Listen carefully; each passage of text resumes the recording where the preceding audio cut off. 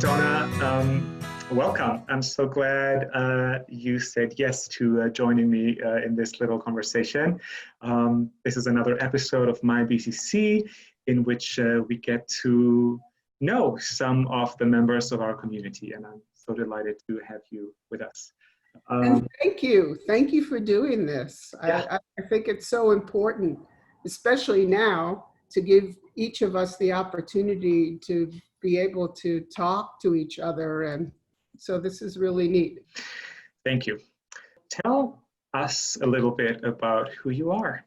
I have been a member of BCC since 1988, and I've been on the board of directors a few times. I was vice president once. I've been the chair of the Women's Havara. I'm now the chair of the Rabbinic Transition Committee. But otherwise, just a loyal member of the BCC community, and I have so many friendships that developed through BCC.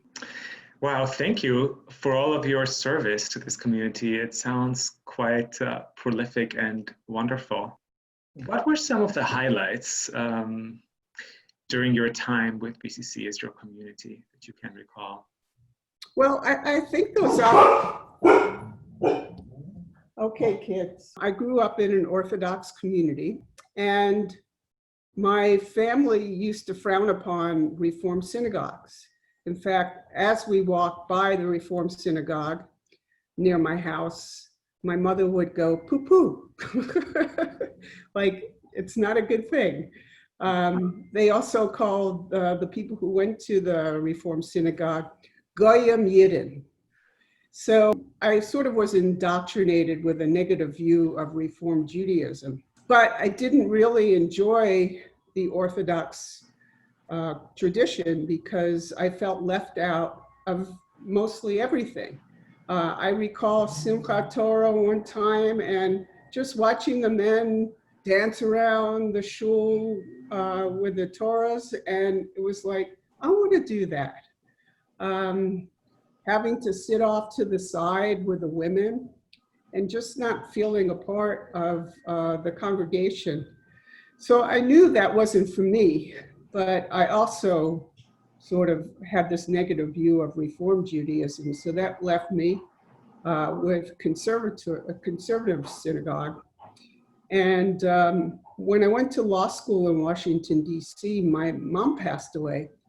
And I really felt like I needed to connect with a synagogue to help me get through the grieving process because my mother was very devout, and I just thought to honor her that it would be important for me to go in and say Kaddish every day for her. So I found a conservative synagogue near where I lived, and I went every day for about the month of Shiva, and I went every morning, and it really helped me through that period. Now, of course, people were trying to set me up with the Cantor because I wasn't married and I needed a husband, and the Cantor wasn't married and he needed a wife. So I didn't feel like that was the place for me either. But after that, I moved to Los Angeles, and I went to this Orthodox shul that was right around the corner from me on Robertson, and it was a very elderly community, but they again wanted to know why I didn't have a husband and wanted to make sure that I got a husband. So I knew that I had to find something else. And I read about BCC so many times, but I couldn't get myself to go into a Reform synagogue because I thought that was going to be church, organ music, and that kind of thing. But I finally went. I was encouraged to go by my then partner, and I went.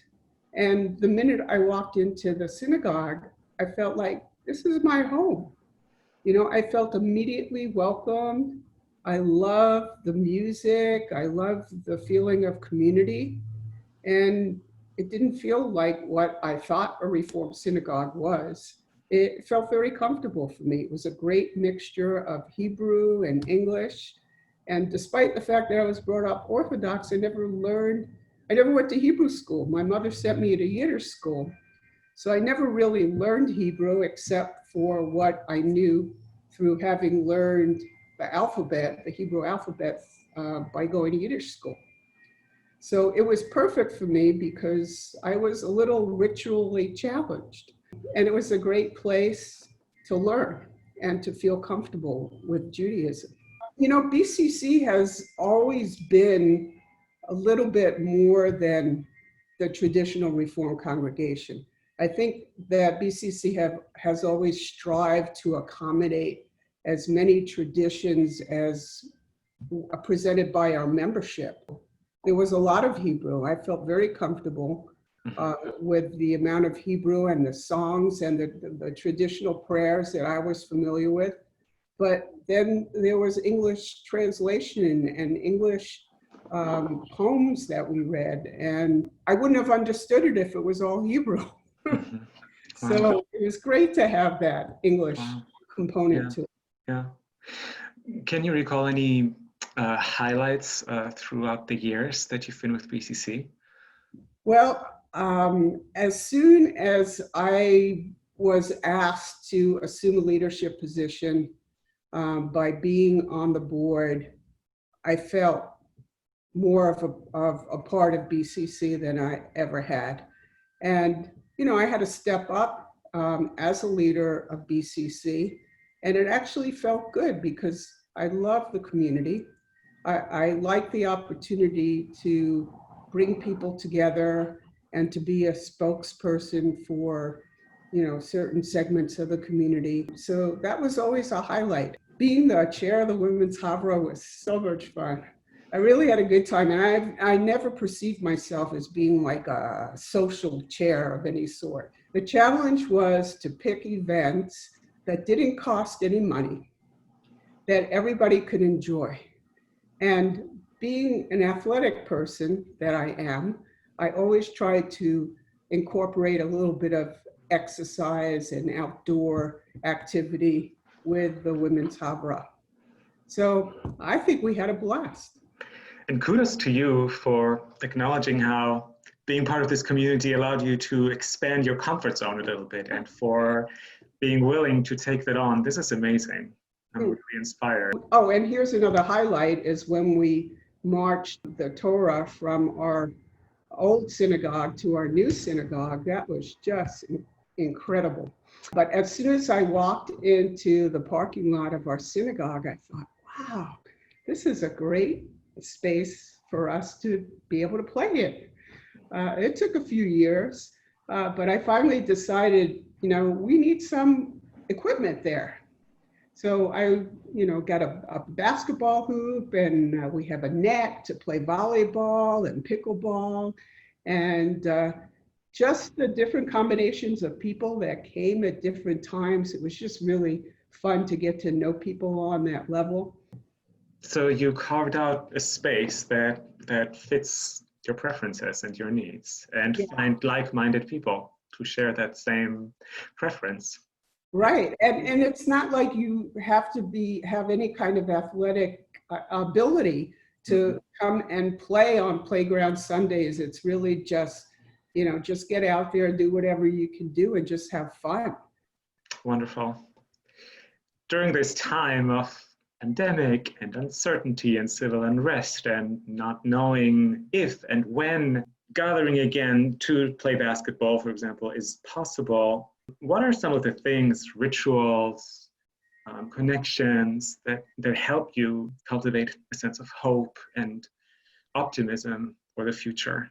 Well, I think having a new rabbi and helping our new rabbi transition and become part of our community is just such a great opportunity.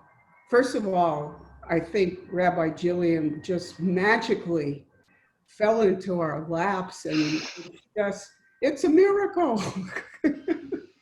I think she's such a great fit for us.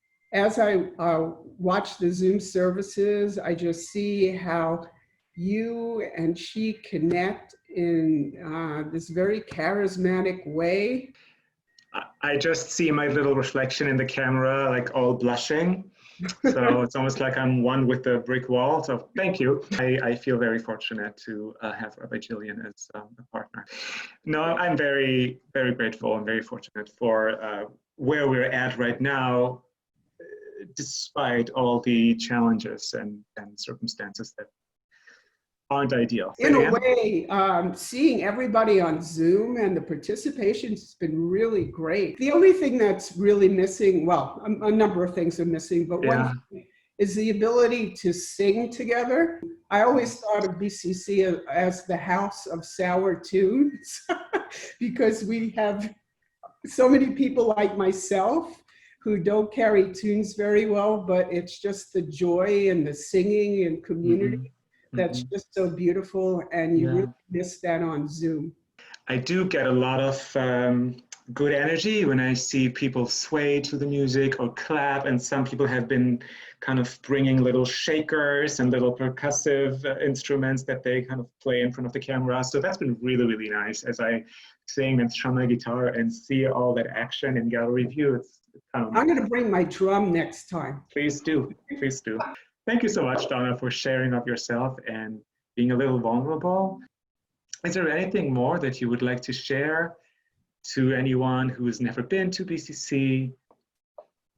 So if you've never been to BCC, you've never experienced what it's like to walk into a synagogue and to be immediately greeted by people who are just openly caring.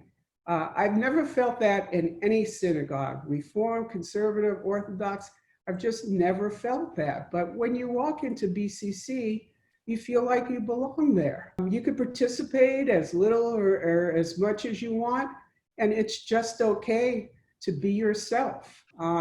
It's just total comfort. We always need people to step up and volunteer to do things. And for me, that's how I found the real joy of being a member of BCC, is by becoming more involved with the community. And so I would encourage anybody, you could talk to me or any of our other BCC leaders to see how you could get involved. But to me, that's the true heart of BCC. Thank you, Donna. It's such an honor to be in community with you, and I'm very grateful for all that you contribute. I hope to see you in person very, very soon, and wish you just well-being and safety. Safe and healthy. Yes. All right. Talk to you soon. Okay. Bye-bye.